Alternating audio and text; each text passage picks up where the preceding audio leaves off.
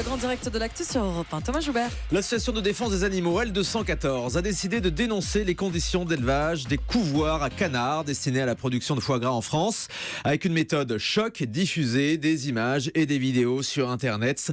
À la veille de Noël, cette vidéo n'est pas passée inaperçue. Les images tournées clandestinement dans un couvoir et un élevage de canards montrent des méthodes particulièrement violentes. Brigitte Gauthier, bonjour. Bonjour. Vous êtes la porte-parole de l'association L214. Alors pour nos auditeurs qui n'auraient pas vu cette vidéo, pouvez-nous décrire ce qu'on voit clairement sur ces images? Alors déjà, c'est pas la vidéo qui est choc, c'est vraiment la réalité qui est choc. Notre volonté, c'est pas de choquer, c'est simplement de montrer la réalité. Après, effectivement, quand on la voit, c'est ultra choquant. Donc là, ce sont des canetons tout juste sortis des œufs qui sont triés par sexe, les mâles d'un côté, les femelles de l'autre. Dans la production de foie gras, les femelles sont inutiles, elles ont un foie plus petit, de moins bonne qualité, et donc ils ne gardent que les mâles. Et donc les femelles sont expédiées dans une broyeuse, et on voit à la sortie de la broyeuse ces petits corps démembrés avec certains qui bougent encore et qui sont ensuite aspirés. Et puis il y a une deuxième vidéo sur l'insémination, donc là on vient sur les parents de ces œufs, où on voit les cannes inséminées de force, où on en voit dans de mauvais état. Voilà, enfin c'est effectivement... Et un peu maltraité aussi par le Alors il personnel. y a une mise à mort qui est assez violente, effectivement, par torsion du cou.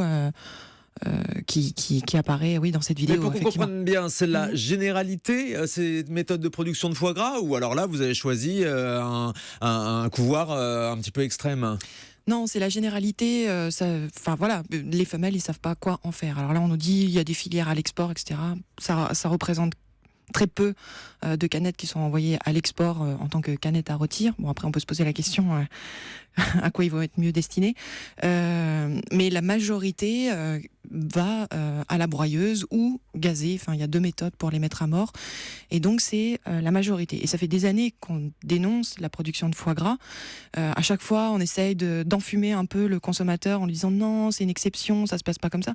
Comme par hasard, on tombe toujours sur l'exception. Pour vous, ça se passe toujours comme ça, avec des méthodes extrêmement violentes pour les animaux, avec des méthodes de cruauté, clairement. Alors, c'est des méthodes de cruauté sur les animaux, mais quand on regarde les ouvriers qui travaillent dedans, ce sont des ouvriers qui sont très calmes, qui sont pas des gens spécialement sadiques ou cruels.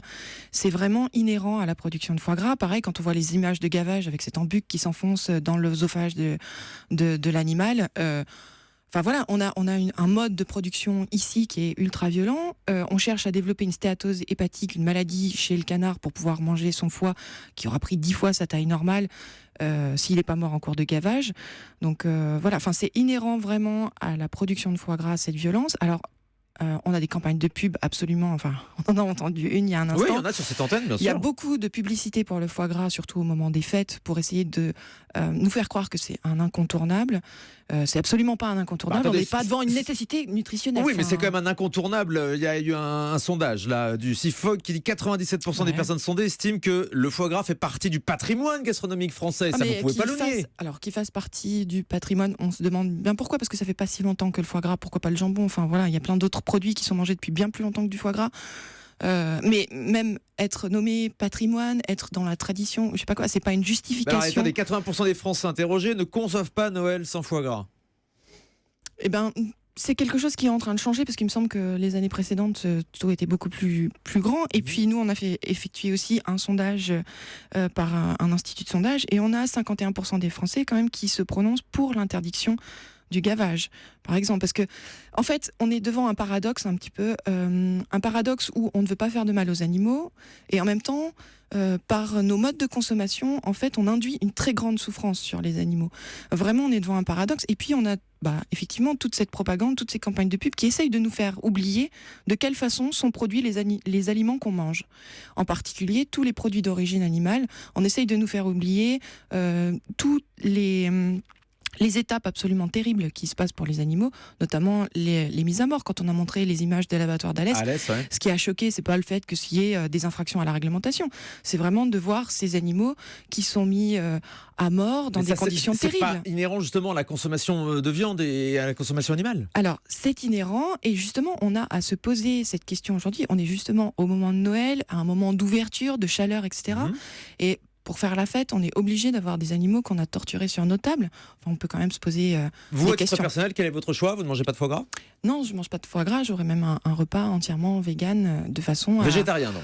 Alors végétalien même. Végétalien. De façon à avoir un repas de fête, mais qui ne fait pas souffrir d'autres, juste pour mon petit plaisir, alors que je peux avoir autant de plaisir avec des plats qui sont différents, qui sont innovants, C'est justement. vrai, on fait la fête Et avec, voilà. avec un réveillon végétalien?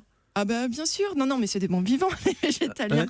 Bien sûr, on aime faire la fête. Enfin, moi j'ai mangé de la viande jusqu'à mes 20 ans. Mon mode de faire la fête, etc. n'a absolument pas changé.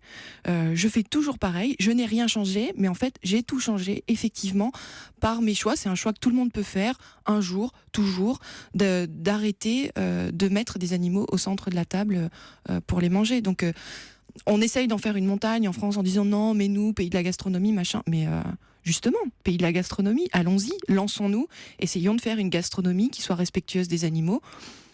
On est capable de le faire. Il y a Robuchon, il y a Ducasse qui se sont lancés d'ailleurs. Quel a été le déclencheur pour vous justement et quel message vous souhaitez peut-être apporter à nos auditeurs à 2 jours du réveillon de Noël? Le déclencheur pour moi, Par la ça a veille été- même, c'est demain, oui, le 24 Ouais, décembre c'est demain. le 24 décembre demain. Le déclencheur, ça a vraiment été de me rendre compte qu'il n'y avait aucune nécessité de manger des animaux pour vivre en bonne santé. Et du coup, que je trouvais plus de justification de les manger. Puis j'ai découvert plein d'autres choses, des recettes justement alternatives qui me permettent de me nourrir très bien, de faire la fête, d'avoir une gastronomie qui est très originale, complètement renouvelée, justement, alors qu'on était enfermé dans une gastronomie un peu sclérosée.